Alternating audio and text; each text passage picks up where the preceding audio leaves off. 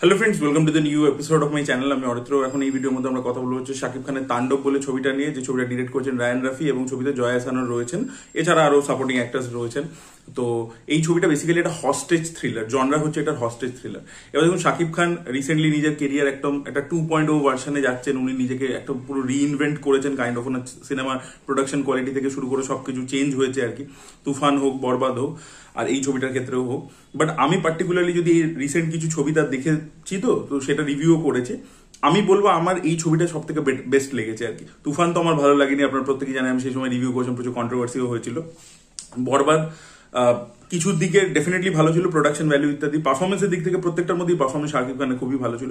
But এই ছবিটা যেহেতু ট্রু ব্লু একটা জনরা ফিল্ম, মানে এই যে হস্টেজ থ্রিলার আমি বললাম, এটা না জনরাটাকে আর কি মানে স্টিক থাকে আর কি টু দ্য জনরা। তো সেই জন্য আমার এই ছবিটা বেশি ভালো লেগেছে। এবং এই ছবিটা যখন শুরু হয় না, সেই জায়গাটা এতটা ক্যাপটিভেটিং একটা হয় না কি, ডিরেক্টর প্রথমে সিনেমাটা স্টার্ট করছে কি করে, কিভাবে আপনাদেরকে ওই ওয়ার্ল্ডটার মধ্যে ড্র্যাগ করছে।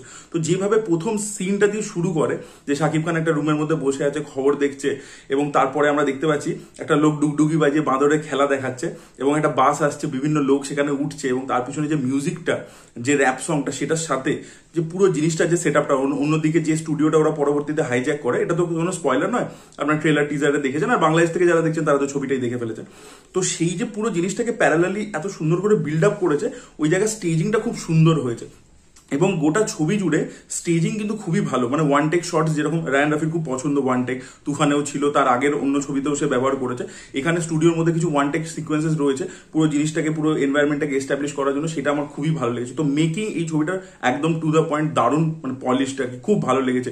স্টেজিং মানে ডিরেকশন আর কি, খালি প্রোডাকশন ভ্যালু হলে তো হলো না, আপনি কিভাবে জিনিসপত্রগুলোকে দেখাচ্ছেন, স্টেজ করছেন, সেটা আমার খুব ভালো লেগেছে। এডিট খুব পেসি একটা এডিট রয়েছে, আমার তো কোনো জায়গায় আর কি ড্রপ মনে হয়নি ছবিটার ক্ষেত্রে। তো এডিটও খুব পেসি। আর আরেকটা জিনিস কি, অ্যাকশনের আমি খুব ভক্ত, আপনারা প্রত্যেকেই জানেন।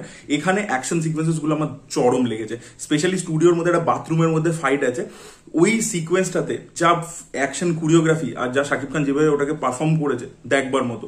তো ওই জায়গাটা আমার হেভি লেগেছে অ্যাকশন।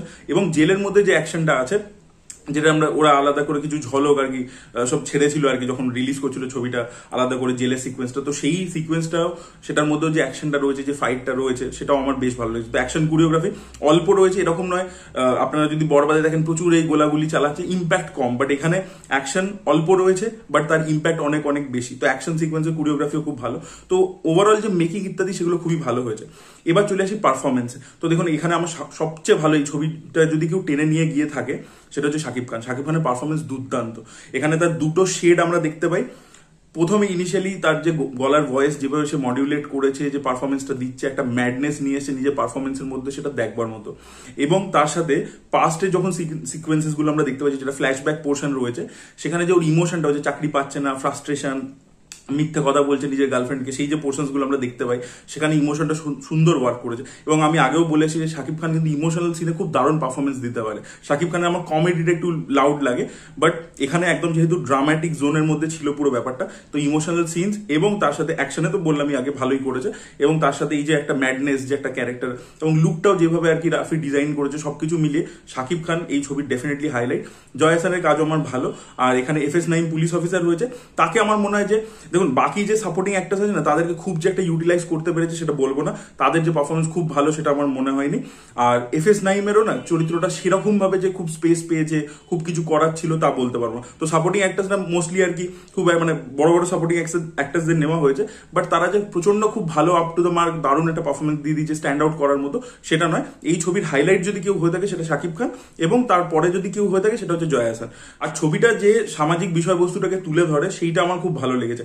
আমার তো মনে হচ্ছিল অ্যাকচুয়ালি লাস্ট ইয়ার 2024-এ যে কোটা সিস্টেম নিয়ে আর কি যে প্রোটেস্টটা হয়েছিল, স্টুডেন্ট প্রোটেস্ট, সেই দিকে ব্যাপারটা যেতে চলেছে, আমার তো সেই রকমই মনে হচ্ছিল। বাট পরবর্তীতে ওই দিকটা গেল না। বাট ডেফিনেটলি ওটার একটা ইন্সপিরেশন নিয়ে আর কি ইনিশিয়াল যে জিনিসপত্রগুলো দেখানো হয়েছে, যে একটা কম বয়সী ছেলে চাকরি পাচ্ছে না, তার যে ফ্রাস্ট্রেশন, সে ঢাকার মধ্যে এসে রয়েছে, সেই ব্যাপারগুলো যেভাবে দেখিয়েছে, ওটা প্রচন্ড রেলিভেন্ট। এবং ওটা খালি বাংলাদেশে নয়, ওটা এখন পৃথিবীর যে কোনো জায়গাতেই রেলিভেন্ট আর কি। তো সেই বিষয়টাকে আর কি খুব সুন্দর করে তুলেছে, সামাজিক বার্তাটা খুব ভালো।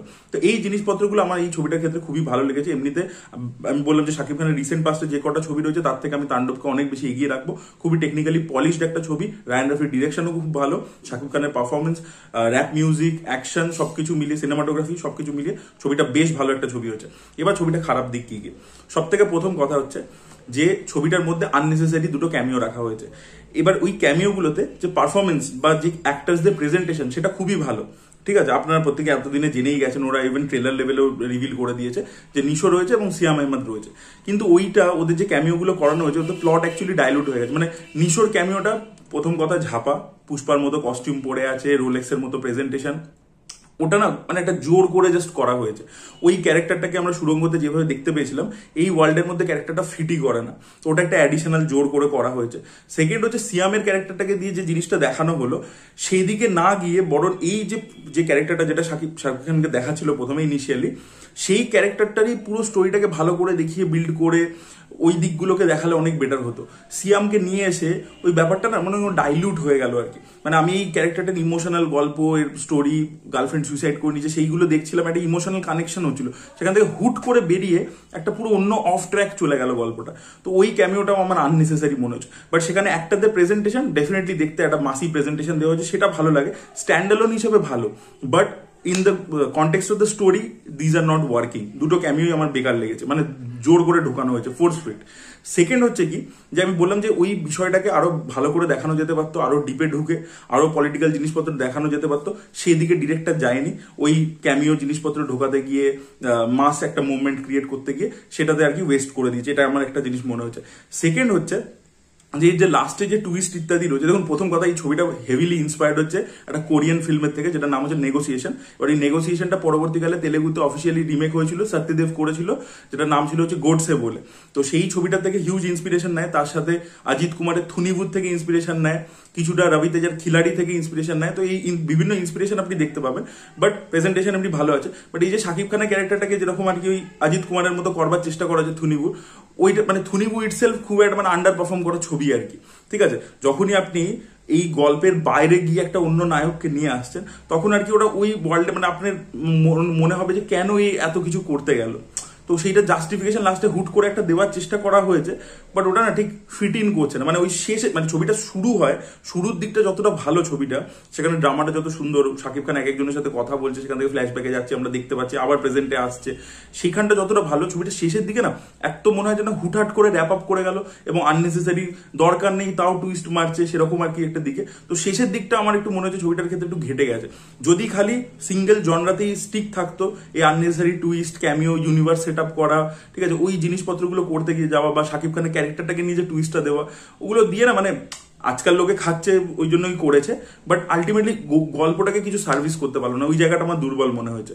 বাট আমি তাণ্ডব যারা এখনো দেখেননি তাদেরকে হাইলি রেকমেন্ড করবো, বিকজ ছবিটা প্রথম তো হচ্ছে সোশ্যালি রেলিভেন্ট এক প্রথম কথা, দ্বিতীয় হচ্ছে মেকিং ইত্যাদি খুবই ভালো, পারফরমেন্সেস খুব ভালো, এবং যে র্যাপ মিউজিকগুলো ব্যবহার করেছে, দেখুন এই লিচুর বাগানে যে গানটা আছে ওটা যেরকম ফোর্স ফিট ন্যারেটিভের মধ্যে, কিছু কিছু জিনিস আছে ফোর্স ফিট মানে কমার্শিয়াল অ্যাপ্রোচের জন্য করা হয়েছে, ওখানে দরকার ছিল না, গানটা হুট করে চলে আসে আর কি।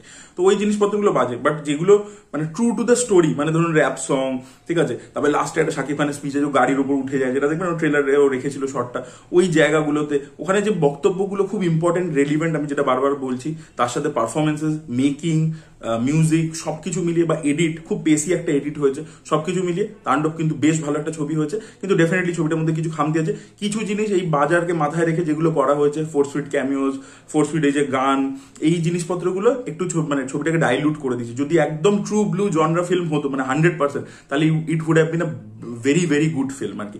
এখন হয়েছে গুড ফিল্ম, তখন হয়ে যেত ভেরি ভেরি গুড ফিল্ম আর কি। সেটাই বলা ছিল। আমি মনে করছি যে রায়ান রাফি একটা হস্টেজ থ্রিলারের মধ্যে একটা সুপারস্টারকে নিয়ে এসেছেন, তার মধ্যে ডেফিনেটলি কিছু কমার্শিয়াল এলিমেন্ট এনেছে। তো সামনের দিনেও তিনি যখন সুপারস্টারদেরকে নিয়ে কাজ করবেন, আশা করবো যে এরকম কিছু জনরা উনি ট্যাপ করবেন, যেটা উনি মানে সচরাচর একটা সুপারস্টারকে আমরা এক্সপেক্ট করি না এরকম জনরাতে। তো সেইটাতে, সেই জোনের মধ্যে উনি গেলে আমার মনে হয় খুব ভালো হয়, কারণ উনি খুব সুন্দর সেটাকে হ্যান্ডেল করতে পারেন, প্লাস স্টার ইমেজটাকেও মাথায় রেখে সেটাকেও হ্যান্ডেল করে। তো সেটা আমার বেশ ভালো লেগেছে। সো এটাই বলা ছিল। আপনাদের তাণ্ডবের কি ফিডব্যাক, আপনাদের এই জিনিসগুলো সেম মনে হয়েছে কিনা অবশ্যই কমেন্টে লিখে জানাবেন। এই ভিডিওটা ভালো লেগে থাকলে লাইক করুন, শেয়ার করুন, চ্যানেলকে সাবস্ক্রাইব করতে ভুলবেন না।